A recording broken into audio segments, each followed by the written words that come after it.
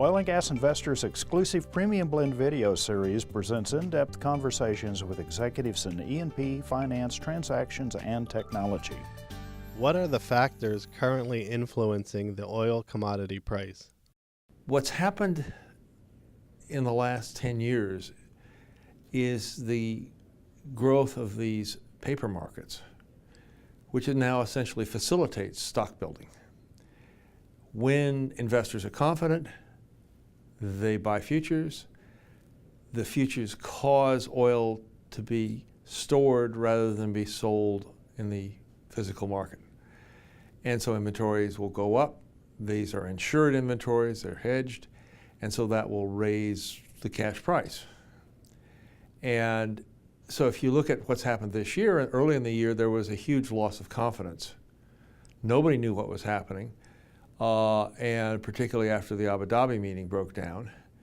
And so people who might promote stock building dumped, prices went down, and then other investors started looking at the market and saying, gee, there's an investment opportunity here. They started buying, and then oil started flowing back into inventories. It came off the market, and the supply-demand balance was restored, and prices came back up.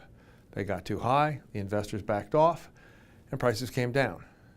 But the oil market now is functioning just the way other efficient commodity markets, say for corn, for wheat, and others are functioning. How has the disappearance of hoteling contributed to oil prices?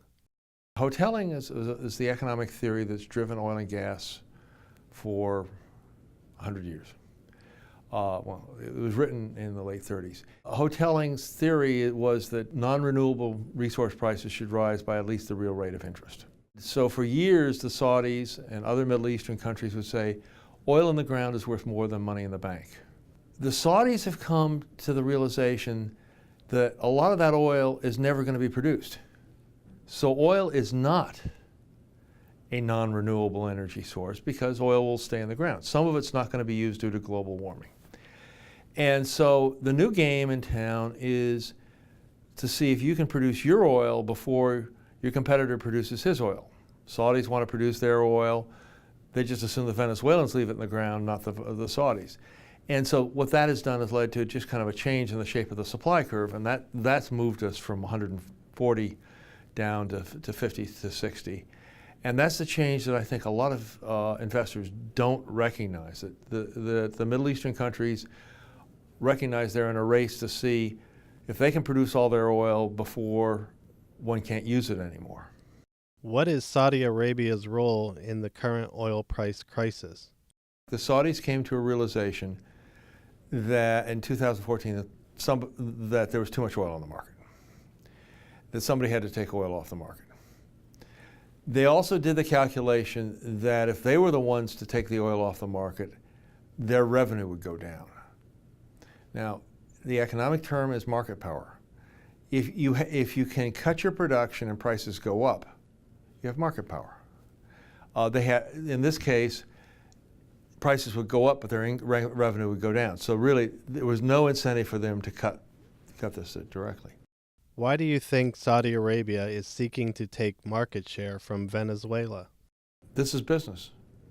You know, when you're in business, if you have a competitor that you can put out of business and raise your revenues, you go for the lowest hanging fruit. Venezuela is clearly the lowest hanging fruit. Nigeria produces a different kind of crude, and so Saudi Arabia is really not it can't produce the light sweet crude that you get out of Nigeria, and some refiners still need that light sweet crude. So, Venezuela is a direct competitor, and it's the easiest target. Are American shales targets as well? The Saudis understand the technology, and they understand the vibrance of the U.S. economy, and the fact that in the U.S. you can own the resources so that you get the full value, unlike almost every other country in the world. So they understand that they weren't going to get it. But it's better if you're doing something like this to go after a third party that's not part of OPEC and is not in the room. Okay, I'm going to attack we're going after the U.S. shale producers. That's not who they're going after, but it makes good press. If they said they're going after Venezuela, that sounds like an act of war. To stay up to date on the most recent Hart Energy videos, subscribe to our YouTube channel by clicking here.